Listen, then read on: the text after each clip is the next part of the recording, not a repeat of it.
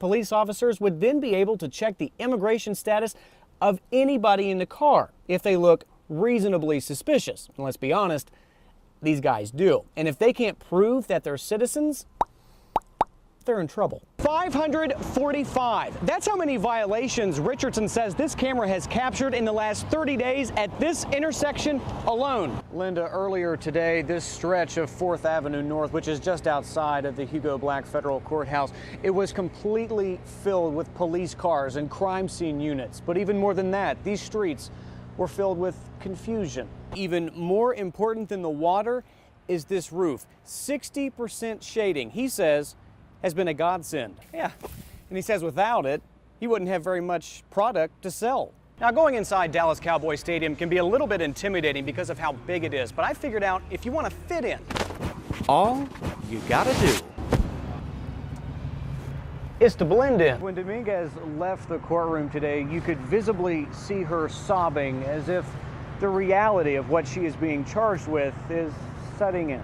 Police are also going to be handing out these bad boys, putting them on the doors of anybody they suspect might be involved in celebratory gunfire. One in English, and why uno es español para mi amigo hispanos. Let's say these buildings represent the 93 payday loan businesses in Birmingham. Now, I asked both Scales and Hoyt what they thought an appropriate number would be, of course lower than 93, but to my surprise, they don't even want 50% of them in the city. But out of all the horsepower, all the torque, all the sheer muscle that all of these cars bring to the track this weekend, there's one vehicle here that really stands out.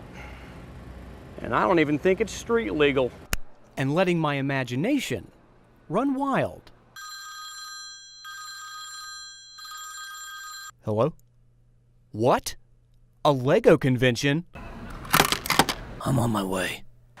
But to understand where the blueprint is going, you have to see where it's been.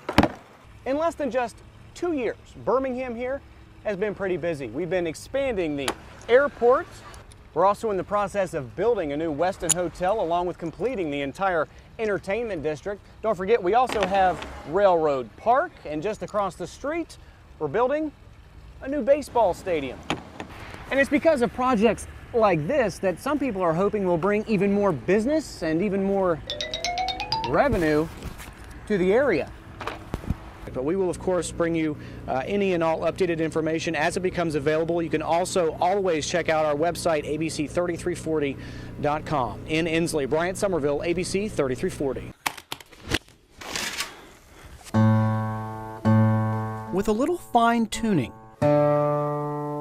Danny Frazier's life has turned out better than expected. I'm thankful for my life. Being able to wake up one more day. When tears come down. That's because he was born with fetal alcohol syndrome. His biological mother was an alcoholic and a drug user. He was born premature, 1 pound, 2 ounces. And call my name. You could literally hold me in the palm of your hand.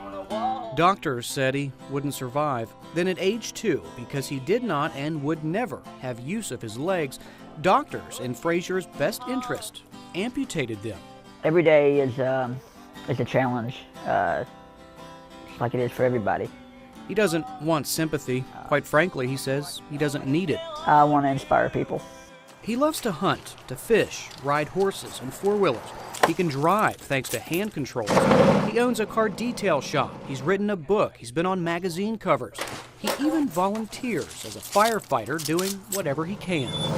The guys on the department are just amazed, that, wow, Danny's out here doing this. And in case you're wondering why the sideburns, he's also an Elvis impersonator. 'Cause I give.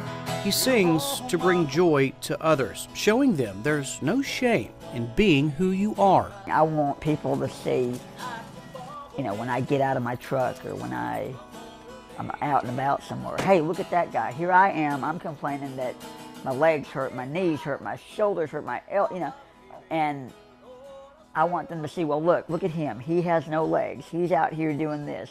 He's out here driving this truck. He's out here running around. What do I have to complain about? He's happy with life, and with wonderful friends and family by his side, he says he's not bitter about his condition. He's a blessing that is inspiring others. I wake up with that mind frame, I'm going to motivate somebody today. In Aniana, Bryant Somerville, ABC 3340. This section of roadway is probably the most highly complained about section that we have in Jefferson County. Brian Davis says the squeaky wheel is getting the oil, or in this case, the bad road is getting repaved. It's called rubbleization. This mile-and-a-half stretch of I-2059 North is being transformed into a stone layer, a new base for pavement. But this construction zone is a closed course, meaning traffic is being rerouted. So I wanted to know, good or bad thing? Is this aggravating? Aggravating? Little bit? All right. What makes it aggravating? Going me out good. Very aggravating. Very aggravating. Very aggravating.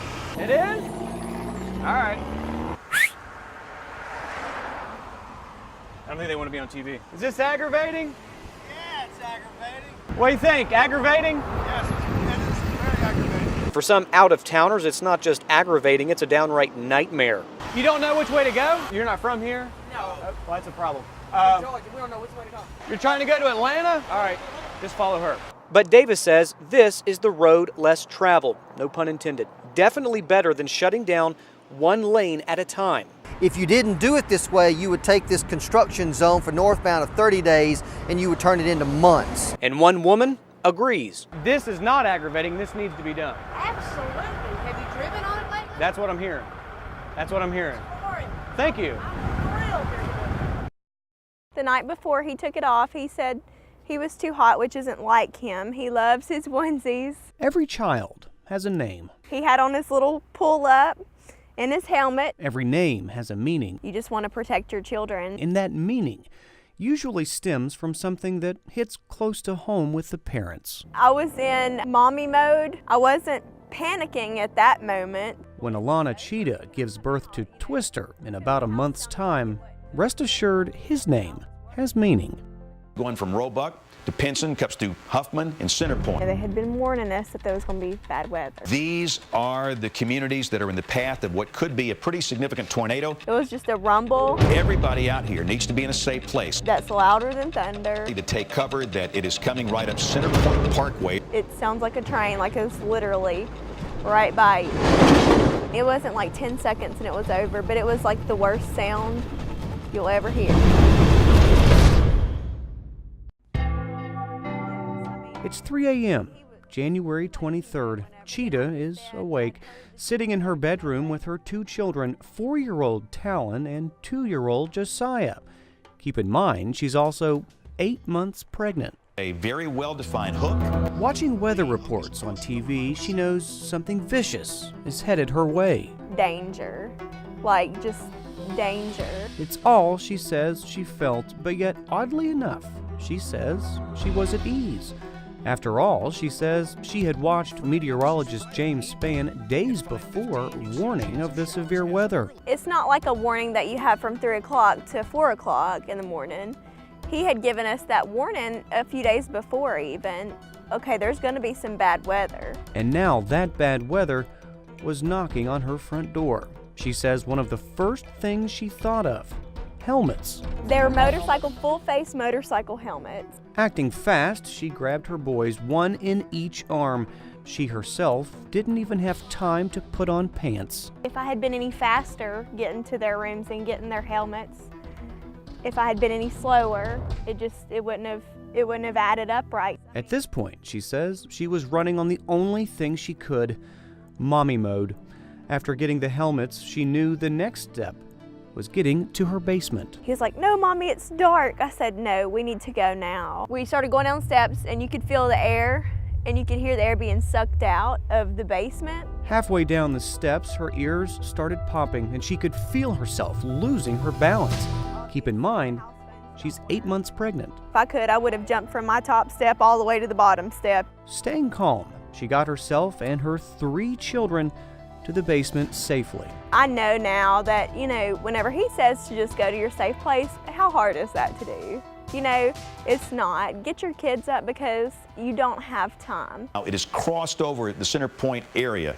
Once the storm was over, they crawled out of their basement's side door. We got out barefoot. They didn't have, one of them didn't have his PJs on. He had on a helmet. He didn't have on anything else. Looking back, she knows they were lucky. You don't even think of it being that bad whenever it's happening until you see the aftermath, and then you're like, how did I survive through that? She doesn't know what kept her alive. Perhaps mother's intuition, maybe quick thinking, maybe, she says, even James Spann. Huffman, Center Point, all right, Tarrant, be in a safe place. As for her home, it's destroyed. Years of memories, not only for her, but her children, gone.